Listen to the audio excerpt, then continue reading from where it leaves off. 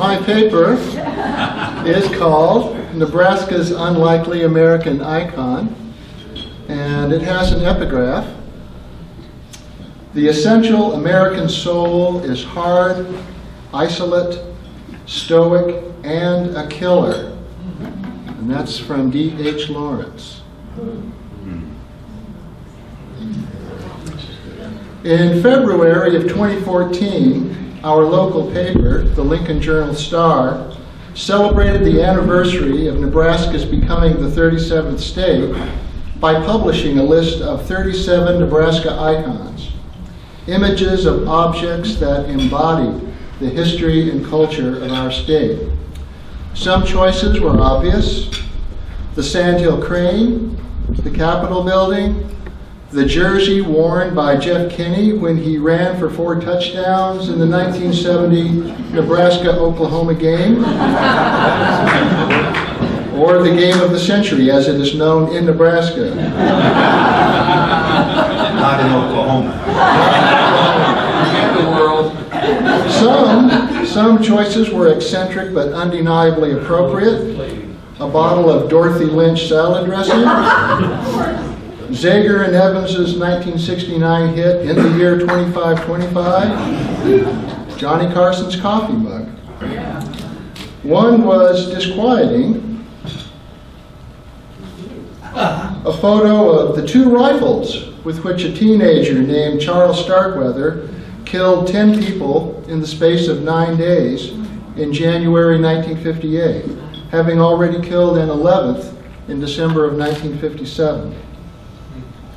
Some letters to the editor and online comments objected to this item's inclusion in what was generally a light-hearted and celebratory list. But there was no sustained controversy, perhaps because we Nebraskans have become hardened to the idea that Nebraska is only known to the nation at large for a few things, and one of them is Charlie Starkweather. In a name recognition survey, he would likely equal or surpass Nebraskans who have made genuinely honorable contributions to our national life, such as Harold Edgerton, a pioneer in strobe photography, or writer and naturalist Lauren Isley, or Alvin Johnson, who was instrumental in helping Jewish scholars immigrate to the United States from Nazi Germany, or Father Edward Flanagan, founder of Boys Town, who actually is a step closer to sainthood as of last week. Okay, this seems wrong somehow. So, how did it happen? It has happened largely due to the broad and diverse cultural impact of the Starkweather killings. While there are 2 movies about Boys Town, one of them the famous 1938 film with Spencer Tracy and Mickey Rooney, the other its much less famous 1941 sequel, there are at least 8 films with characters and situations inspired by the Starkweather killings. Some of these are low-grade exploitation fare, but others are by such famous directors as Oliver Stone and Peter Jackson. And one of them, Terrence Malick's Badlands from 1973, has appeared on lists of the greatest films ever made. Versions of Starkweather also occur in the fiction of Joyce Carol Oates and Stephen King, who as a teenager kept a scrapbook on the case. The killings and their long-term consequences are also central to the 2004 novel Outside Valentine by Liza Ward, who is the granddaughter of 2 of the victims. Bruce Springsteen's song Nebraska, from his album of the same name, is written from the first-person perspective of Charlie Starkweather. Billy Joel included him in the history-surveying song We Didn't Start the Fire. There is a heavy metal band called Starkweather. In the sometimes dodgy true crime literary genre, his story has been retold repeatedly, while on the other end of the cultural spectrum we have the artist Christian Patterson's exhibition and book Red-Headed Peckerwood, which consists of photos he took while retracing Starkweather's trajectory across Nebraska.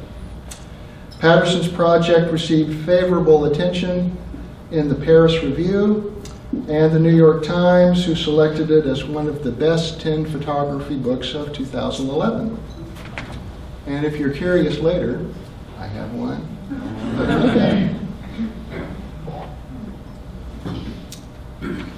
But if the answer to the question of why Starkweather is an icon is that he has drawn the attention of writers, filmmakers, artists, and musicians, that simply raises a new question. What did they find so peculiarly compelling about this story? At this point, a quick review might help, since the events are over 50 years old. Charles Starkweather of Lincoln, Nebraska, a 19-year-old high school dropout and recently fired garbage collector, turned up at the home of his 14-year-old girlfriend, or perhaps former girlfriend, Carol Ann Fugate, on January 21st, 1958. There was some kind of altercation, and Carol's mother, stepfather, and toddler half-sister were all murdered. A month earlier, Starkweather had already killed a gas station attendant, Robert Colvert, in the course of a robbery, although his involvement in this crime had not yet been discovered. Charlie and Carol stayed at her family home for another 6 days until people started asking questions, at which point the two of them went to the house of August Meyer, a family friend of the Starkweathers, who lived a little outside of town. Meyer was also murdered. Hitchhiking due to car trouble, Charlie and Carol were picked up by a teenage couple out on a date, Robert Jensen and Carol King, who were also murdered. Charlie and Carol used Jensen's car to drive back to Lincoln, where they broke into the home of C. Lauer Ward, a wealthy and prominent Lincoln man. His company built the 10th Street Viaduct, which is just down the street at the end of the block here on the hotel. They were apparently, Charlie and Carol, were apparently seeking supplies and a new car for a planned escape to Washington State. After killing Ward, his wife Clara, and their maid Lillian Fensel, Starkweather and Fugate headed west across Nebraska. Just found out today that a member of our club, as a child, was staying with her grandparents the night the Wards were killed, and when she was Penny Greer, who can tell you all about it later. By this time, they were a national news story. To obtain a new car not linked to them, Starkweather killed a traveling salesman, Merle Collison, the 11th and final victim, in Wyoming. Starkweather was scuffling with another man in Wyoming when police just happened to be passing by. Fugate turned herself in then and there. After a short chase, Starkweather was caught and arrested as well. He was tried for murder right across the street from this hotel, in what is now the Grand Manse condominium building. The old courtroom is now available for private parties. He was convicted and died in the electric chair on June 25th, 1959, 56 years ago today. He famously remarked at Carol Fugate's trial that she should be sitting on his lap when his time came to be electrocuted, but she was instead sentenced to life imprisonment. She was paroled in 1976 and is now living in Michigan under a different name. I have 3 reasons to propose an explanation of why this story has had the cultural afterlife it has. The first has to do with a particular time, the 1950s. The second has to do with a special sort of place, the interstate highway system. The third has to do with a much older and broader topic, the meanings that we attach to transgression.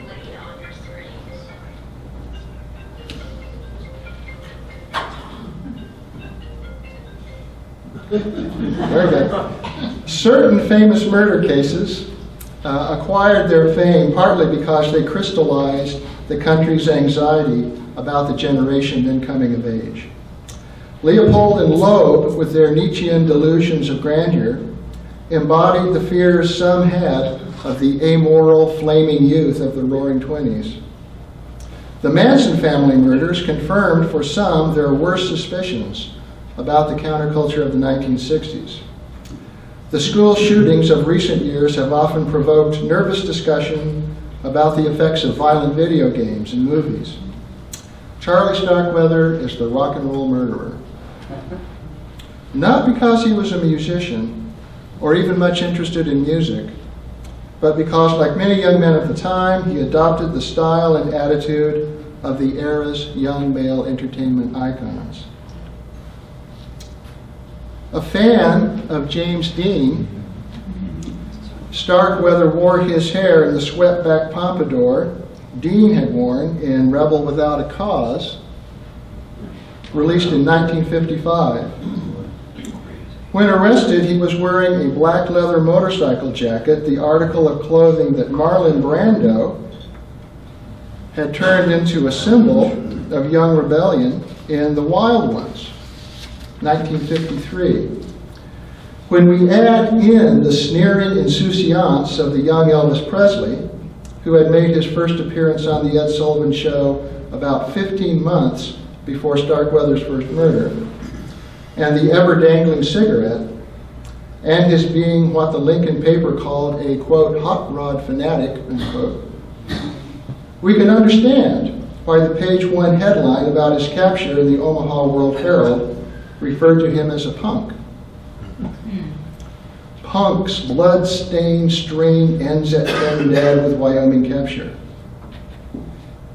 Even in his defense attorney's claim that Starkweather was, quote, a product of his society, unquote, we can discern that in his own time, Starkweather was less an individual than a type. A type that nostalgia had not yet smoothed into the characters we recall from the Broadway musical Grease or the TV series Happy Days. The idea that young men like the Fonz posed any real threat to society seems silly now.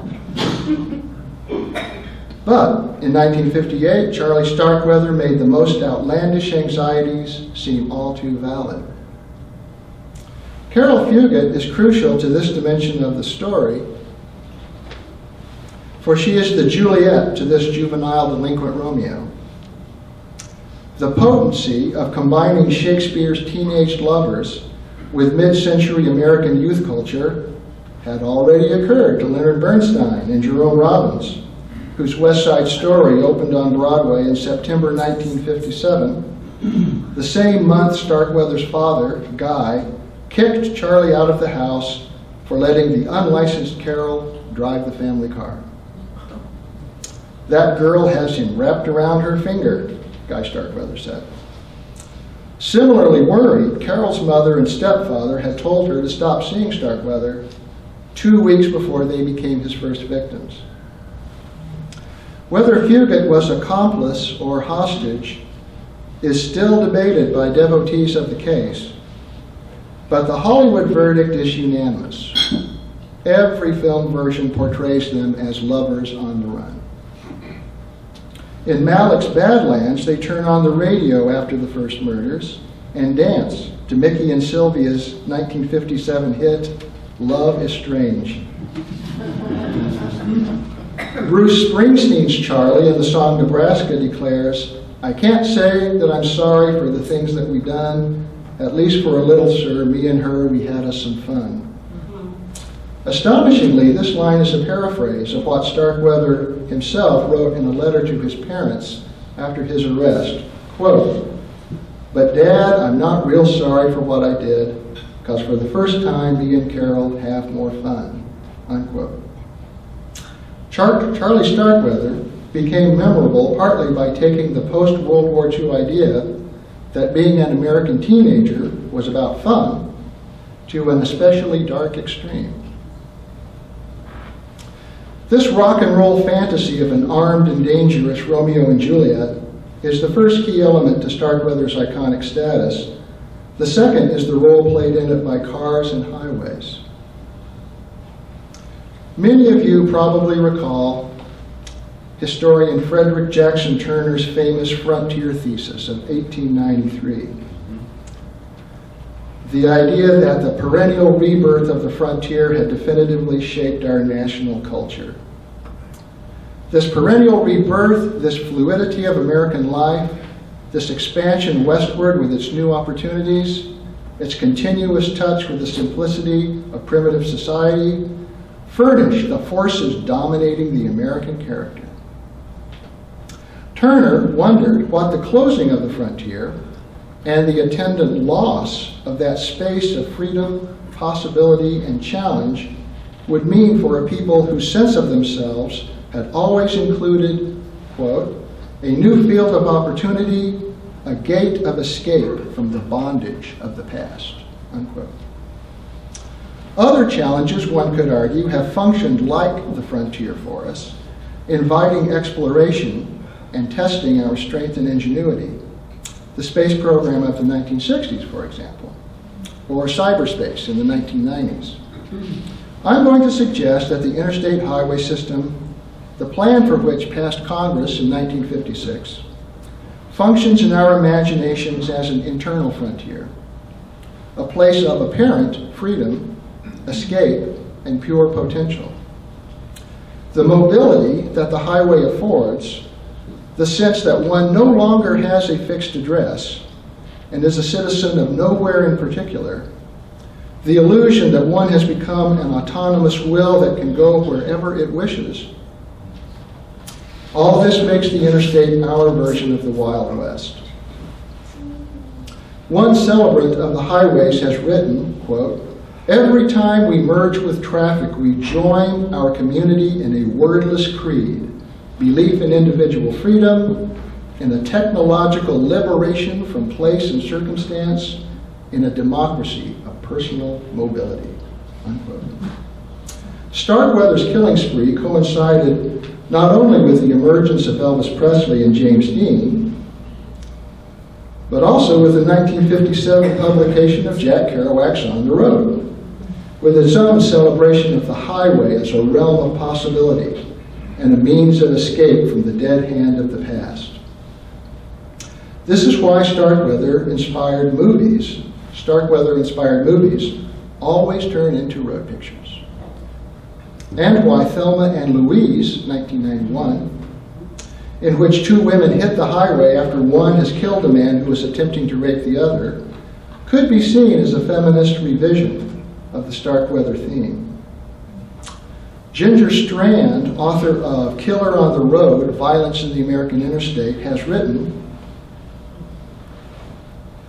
while the dream of the open road means freedom, escape, and betterment, we know that, like so many dreams, it can easily morph into nightmare. And we acknowledge that nightmare in the boogeyman of the freeway killer. The first and still the most famous of these boogeymen was Charlie. Unquote. Just as our idea of the Wild West contains Billy the Kid, so our idea of the interstate contains Charlie Starkweather, both having gained an afterlife in film and fiction by multiple murders at a very young age. Starkweather became the archetype of the killer on the road, imagined in Jim Morrison and the Doors song, Riders on the Storm, the phrase that served Ginger Strand as title for her book about interstate roaming murderers. There is a kind of inevitability in this. If we start with D.H. Lawrence's pithy summation of James Fenimore Cooper's Leatherstocking Tales, which was my epigraph, the essential American soul is hard, isolate, stoic, and a killer, and ask where Natty Bumppo would go after the forests were cut down and the West was won, one natural answer would be, he went to the interstate highways. The new interior frontier that offers at least the illusion of freedom and mobility. Joyce Carol Oates has written, somehow it has happened that the serial killer has become our debased, condemned, yet eerily glorified noble savage, the vestiges of the frontier spirit, the American isolato, cruising interstate highways in van or pickup truck that will yield, should police have the opportunity to investigate, a shotgun, a semi-automatic rifle, quantities of ammunition and six-packs and junk food, possibly a decomposing female corpse in the rear. Or as Starkweather wrote in the letter to his parents quoted earlier, all we wanted to do is get out of town.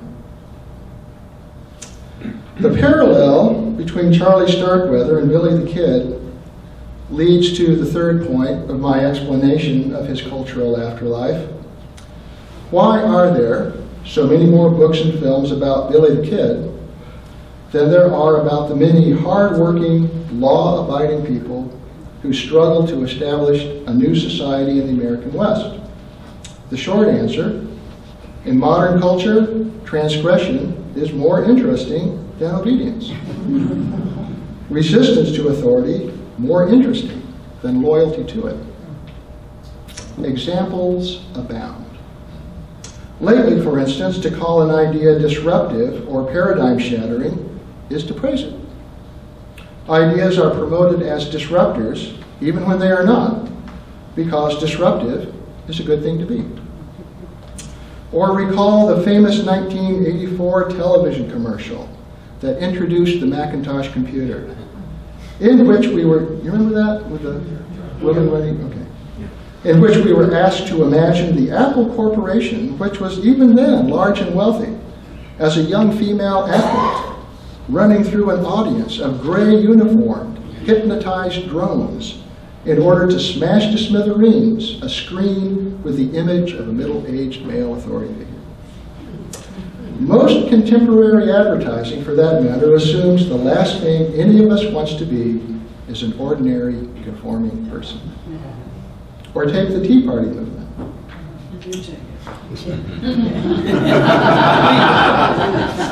Marlene, you'd be good over there. Once upon a time, our political conservatives preferred to present themselves as defenders of stability and order.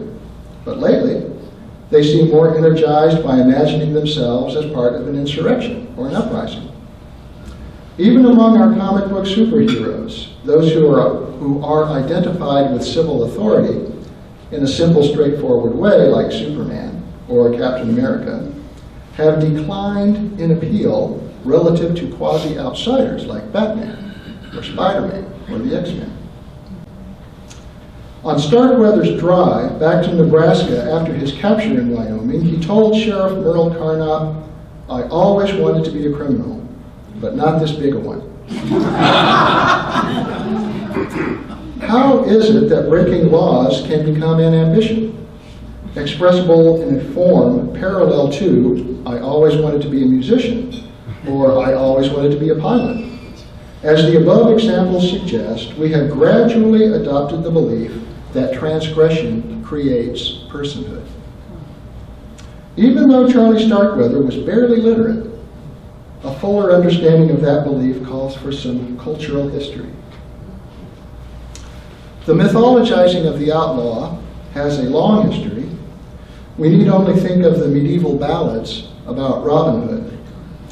But most cultural historians would grant that the myth acquired extra momentum in the Romantic period of the late 18th and early 19th centuries. The late literary critic Lionel Trilling gave a persuasive account of this development in one of his last books, Sincerity and Authenticity, and I will rely on his account here. For a very long time, it seemed reasonable to assume that human society and human nature were static, that is, unchanging and universal. Temporary disturbances might occur, but society would always return to its natural track. There would always be a king.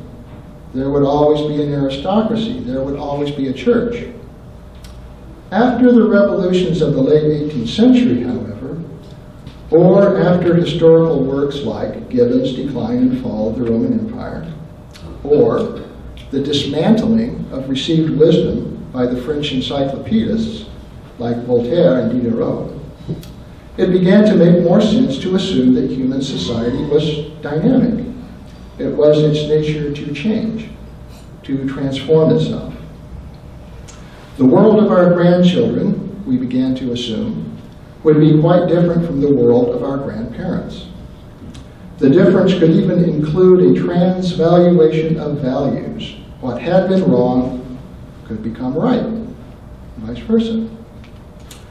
One powerful proponent of this shift, Trilling writes, was the German philosopher G.W.F. Hegel, whose phenomenology of spirit was written while Napoleon, that disruptor par excellence, was transforming the ancient polity of Europe. At critical historical junctures, Hegel argues, the Geist, or spirit or soul of the world, comes into conflict with itself, exists in a state of self-alienation in which values may be flipped. Okay, hold on. Got some Hegel for you. The thoughts of these two essences, of good and bad, are similarly inverted in this movement. What is characterized as good is bad, vice versa. The consciousness of each of these moments, the consciousnesses judged as noble and ignoble, are rather in their truth just as much the reverse of what these characterizations are supposed to be. The noble consciousness is ignoble and repudiated, just as the repudiated consciousness changes round into the nobility which characterizes the most highly developed freedom of self-consciousness. The Napoleonic era, Hegel suspected, was one of those times. Napoleon, as someone who had broken the old world's codes in order to create a new world, loomed large for Rodion Raskolnikov, the fictional Russian student who in Dostoevsky's 1866 novel Crime and Punishment decided to test his own determination to be a world historical figure by committing 2 murders. Later in the 19th century, the idea of the transvaluation of values led another admirer of Napoleon, the philosopher Friedrich Nietzsche, to the conception of the Übermensch, the overman, the superman, a new kind of human who brought the transformed values of the future into our present. The cultural legacy of this idea is immense, ranging from comic books to the Holocaust. As a high school dropout, Charlie Starkweather probably never heard of Hegel or Nietzsche, nor perhaps even of Napoleon. But the idea that transgression, especially murder, liberates an alienated spirit from the oppressive constraints of an outgrown order turns up in our culture in so many ways that one hardly need go to college to acquire it. Versions of it frequently occur in the journals and YouTube declarations of the young men who become school shooters. And it hovers near the surface of most cinematic depictions of Starkweather. It even breaks out into the open in Oliver Stone's Natural Born Killers, in which the Starkweather figure, Mickey Knox, played by Woody Harrelson, tells an interviewer, "You'll never understand, Wayne. You and me were not even the same species. I used to be like you, then I evolved. From where you're standing, you're a man. From where I'm standing, you're an ape. You're not even an ape. You're a media person." Now, we may regret, even deplore, that Charlie Starkweather attained the status of an icon. However, the elements of his story make such a potent mythological cocktail that the process that made him an icon would have been difficult to stop. And what does that process tell us? Probably not that we are all killers at heart, no matter what D.H. Lawrence thought. But it does suggest there is something in the spectacle of murder that holds us, that makes us want details, that prompts us to imagine and reimagine stories like his. It also suggests that there is a surprisingly dark side to some of our national ideals: freedom, individuality, self-reinvention.